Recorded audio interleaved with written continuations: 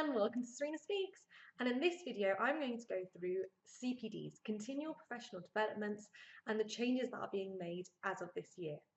So previously, 9 CPDs had to be created per year, and at least 3 of them had to start at the reflection stage of the CPD cycle. So just to give you a bit of background, just to refresh your knowledge, so there are 4 main stages of a CPD cycle: reflection, planning, action, and evaluation. So reflection is identifying what it is you want to learn. Planning is looking at, again, what you're wanting to learn, how you're going to learn it, when you're going to do so. Action is what it says. It's then putting that planning into action, so actively doing, maybe going to talks, reading the BNF, looking at the SPCs, looking at what it is that you've planned to learn and actually actively doing it. And then evaluation is then looking back, reflecting on how what you've learned has now benefited your patients, benefited your practice. So that's how it was previously done. And like I said, 9 CPDs per year. As of 2018, it is all changing. New updates will be made as the months go by, so do make sure to follow my Twitter and Facebook page, because any updates that are made, I will put them on there to keep you guys up to date and keep you informed. But essentially, from my own research and what I've learned, as of this year, as of September, October time, you'll have to submit 4 CPDs. And of those 4 CPDs, 2 of them must be planned learning as opposed to unplanned learning. So what's the difference between the two? So planned learning is when you're actually actively learning, wanting to learn something. So for example, maybe you want to go on a talk about asthma inhaler techniques because you're still not 100% on that.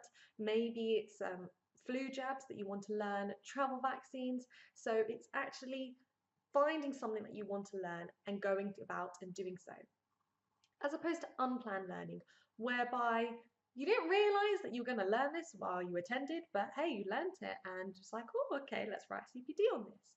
So say, for example, you're on a talk and you didn't realize that they were going to do a segment on hypertension management in patients with renal failure. You're like, oh, okay, yeah, didn't realize this. Hey, this can go down into unplanned CPD.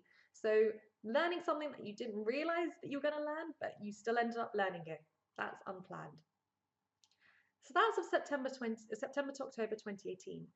And then of 2019, again, it's going to change. So as well as doing 4 CPDs, and again, that will be submitted around September to October 2019, you'll have to do 2 extra things. One is a peer discussion and one is a reflective account. Again, from my own understanding of it, the peer discussion is a talk, so either face-to-face, over the phone, over web chat, and it's discussing what goals and what outcomes you want to create and how you're going to create them, what learning you're going to do.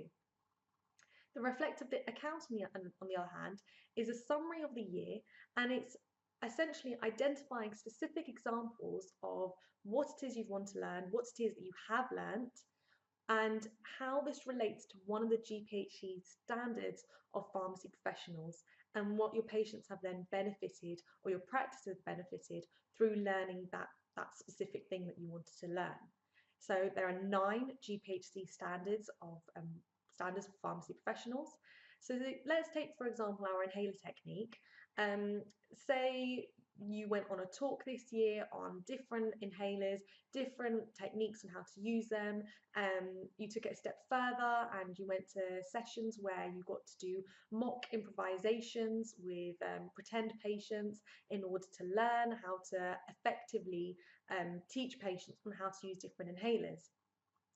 How this could relate to one of the GPHC standards is, for example, standard 3, which is to be able to communicate effectively. Because essentially, if you can communicate effectively to your patients about how to use their inhaler, they will essentially use their inhaler properly, get the maximum benefit from it, and then hopefully that will then in turn manage their asthma better. So that's an example of the reflective account. So as the months go out, there will be more information available and be made to date based on the changes. Do check out the RPS website and the GPHC website for updates on there too. The RPS website actually has different examples of planned and unplanned learning, and I know later on they will put about different reflective accounts as well, examples of that too. So do keep up to date on that. And as mentioned before, do make sure that you're subscribed to my Facebook and Twitter page, because I will put updates on there too. And hey, while you're at it, why not join my Instagram as well?